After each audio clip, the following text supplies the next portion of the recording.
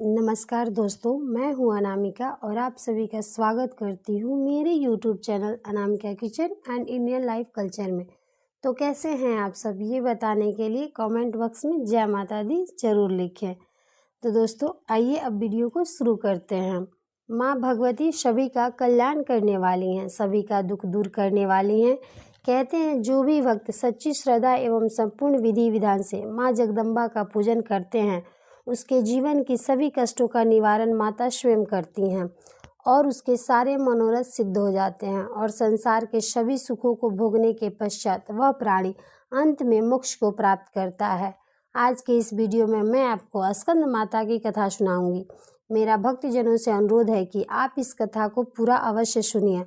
अंत तक आपको यह कथा अवश्य सुननी चाहिए, क्योंकि कथा को कभी भी बीच में नहीं छोड़ना चाहिए। हमारे शास्त्रों में कहा गया है कि किसी भी कथा को यदि आप बीच में छोड़ते हैं तो हमारे पुण्य क्षीण हो जाते हैं और हमें दोष लगता है। इसीलिए आप इस कथा को पूरा अवश्य सुनिए। नवरात्रि के 5वें दिन स्कंद माता का पूजन किया जाता है और इनका जो मंत्र है वो है सिंहासन गता नित्यम पदाभ्याम श्रित करदयाम शुभदास्तु सदा देवी स्कंद माता यशस्विनी। ओम देवी स्कंद माताय नमः। माँ दुर्गा जी के 5वें स्वरूप को स्कंद माता के नाम से जाना जाता है। यह भगवान स्कंद कुमार कार्तिकेय के नाम से भी जाने जाते हैं। यह प्रसिद्ध देवासुर संग्राम में देवताओं के सेनापति बने थे। पुराणों में इन्हें कुमार और शक्तिधर कहकर भी इनकी महिमा का गुणगान किया जाता है। इनका वाहन मयूर है, अतः इन्हें मयूर वाहन के नाम से भी अभिहित किया गया है। इन्हें भगवान स्कंद की माता होने के कारण दुर्गा जी के इस 5वें स्वरूप को स्कंद माता के नाम से जाना जाता है। इनके उपासना नवरात्रि के 5वें दिन की जाती है। इस दिन साधक का मन विशुद्धि चक्र में अवस्थित होता है।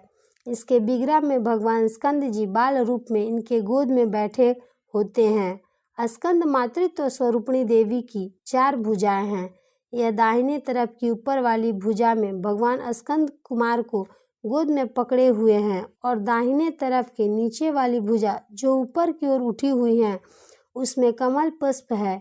बाईं तरफ की ऊपर वाली भुजा वरुण मुद्रा में है तथा बीच वाली भुजा जो ऊपर की ओर उठी हुई है उसमें कमल पुष्प लिए हुए हैं। इनका आवरण पूर्णतः शुभ है। यह कमल के आसन पर विराजमान रहती हैं, इसी कारण इन्हें पद्मासना देवी भी कहा जाता है। सिंह भी इनका वाहन है। नवरात्र के पूजन के 5वें दिन का शास्त्रों में पुष्कल महत्व बताया गया है। इस चक्र में अवस्थित मन वाले साधक की समस्त बाह्य क्रियाओं एवं चित्त वृत्तियों का लोप हो जाता है। वह विशुद्धि चैतन्य स्वरूप की ओर अग्रसर हो रहा होता है। उसका मन समस्त लौकिक सांसारिक माइक बंधनों से विमुक्त होकर के पद्मासना माँ स्कंद माता के स्वरूप में पूर्णतः तल्लीन होता है।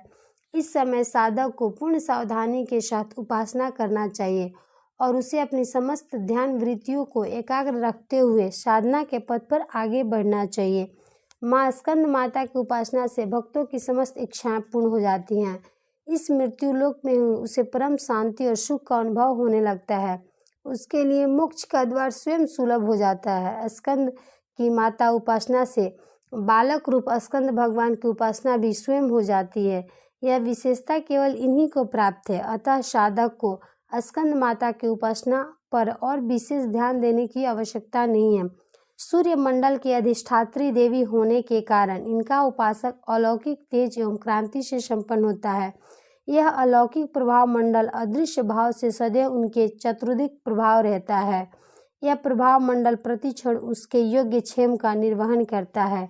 अतः हमें एकाग्र भाव से मन को पवित्र रख करके माँ के शरण में जा करके अनेक प्रयत्न करना चाहिए।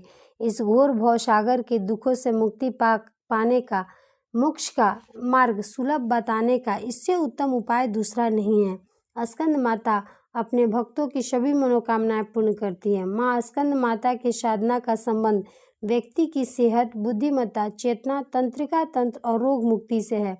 नवरात्रि के 5वें दिन भक्तों को केले का भोग लगाना चाहिए या फिर इसे प्रसाद के रूप में दान करना चाहिए। इससे परिवार में सुख, शांति और समृद्धि आती है। इस माँ की साधना से असाध्य रोगों का निवारण हो जाता है और गृह कलेश का भी से मुक्ति मिलता है। बुद्धि बल में वृद्धि के लिए देवी स्कंद माता के मंत्रों का जाप करना चाहिए। 6 इलायची चढ़ाना चाहिए। इस दिन सामर्थ्य के अनुसार किसी कन्या को कोई भी ज्वेलरी आप भेंट कर सकते हैं। तो दोस्तों, उम्मीद करती हूँ कि कथा का ये वीडियो आपको बहुत पसंद आया होगा। वीडियो पसंद आता है तो वीडियो को अवश्य से लाइक कीजिए, चैनल को सब्सक्राइब कीजिए। मिलते हैं नेक्स्ट वीडियो में, तब तक के लिए धन्यवाद। जय माता दी, जय माँ स्कंद माता।